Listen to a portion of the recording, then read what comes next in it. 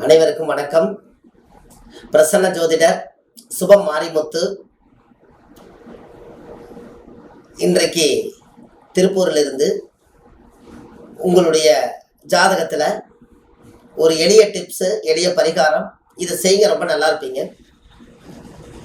யாருடைய ஜாதகத்திலேயாவது குரு, சனி, சந்திரன் இந்த 3 கிரகங்களும் யாராவது சேர்ந்திருந்தா நீங்க ஏதாவது தர்மம் பண்ணணும்னு நினைச்சீங்கன்னா சில்லற காசு தர்மம் பண்ணுங்க. உங்க ஜாதகம் ஃபர்ஸ்ட் கிளாஸா வேலை செய்யும்.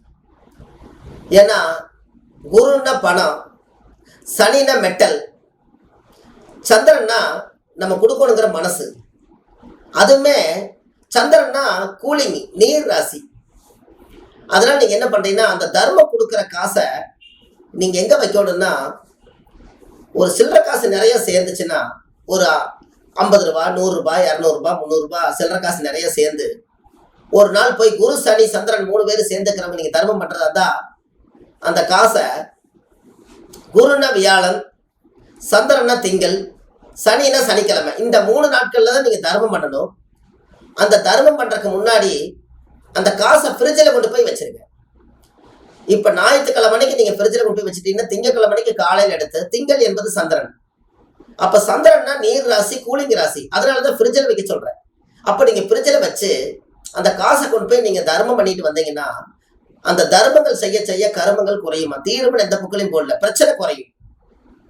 உங்களுக்கு கொடுக்கணுங்கிற எண்ணம் வந்துருச்சுனாலே நீங்க கொடுக்க பிறந்துட்டீங்க, காசு உங்களுக்கு ஆட்டோமேட்டிக்கா வர ஆரம்பிச்சு.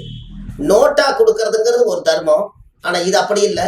குரு, சனி இருக்கிறவங்க சில்லற காசு தானம் பண்ணணும். அது 10 ரூபாயா நீங்க நோட்டா கொடுக்கறதுக்கு 10 ரூபாயா சில்லற காசாவே நீங்க முறிச்சு கொடுக்கலாம். ஏன்னா குரு, சனி என்னைக்குமே மெட்டல், சலசலன்னு ஒரு அறிவிச்சத்த மாட்ட கேட்கறதை எடுத்து அள்ளி கொடுக்குற மாதிரி கொடுக்கணும். அப்படி கொடுத்தால் அந்த ஜாதகம் நல்லா வேலை செய்யும். எப்பவுமே காசு, சில்லற காசு நீங்க கார்ல போகும்போது உங்க காசு ஒரு சின்ன ஒரு பைக்குள்ள போட்டு காசு நிறைய வச்சுக்கோங்க, அதை குறைவிடாம வச்சுக்கோங்க. அது ரொம்ப நல்லா இருக்கும். அதே போல ஜாதகத்துல உங்களுக்கு அந்த காசு நீங்க அது எப்பவுமே காசு நீங்க கையில வச்சுக்கலாம். சில்லற காசு எப்பவுமே சோப்புல போட்டு வச்சுக்கலாம். நாம் நோட்டா வச்சு பழகிறதுனால சில்லற காசு இதை போய் சமக்கிறதா நினைப்போம். அந்த குரு, சனி சம்மந்தப்பட்டிருக்கிறவங்க சில்லற காசு தர்மம் பண்றதுக்காக சில்லற காசு நம்ம கையில இருந்தா நல்லது. தர்மமே நீங்க சில்லற காசு தான் கொடுக்கணும். அது ஏன் சில்லற காசுன்னு வச்சாங்க அப்படின்னா, அந்த காலத்துல சனினா மெட்டல், குருன்னா பணம். அந்த காலத்துல பொற்காசுகள் எல்லாம் அப்படித்தான் வச்சிருந்தாங்க. காலப்போக்கில் அதை பிரிண்ட் அடிச்சு இன்னைக்கு நோட்டா மாறிடுச்சு. ஆனா அதுக்கு முன்னாடி எல்லாமே காசு தான். இந்த காசை அள்ளி கொடுப்பாங்க, அள்ளி கொடுக்கறதுக்குன்னே பிறந்திருப்பாரு, அவர் அப்படியே ஆயிடுவார்.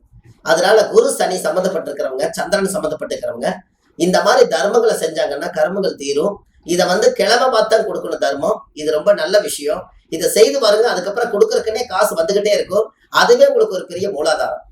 இதை செஞ்சு பாருங்க, ரொம்ப நல்லா இருக்கு. தர்மம் கொடுக்கறதும் கூட இப்படி ஒரு முறைகள் இருக்குதுங்கிறத இந்த பதிவில் நீங்க தெரிஞ்சிருக்கிறீங்க.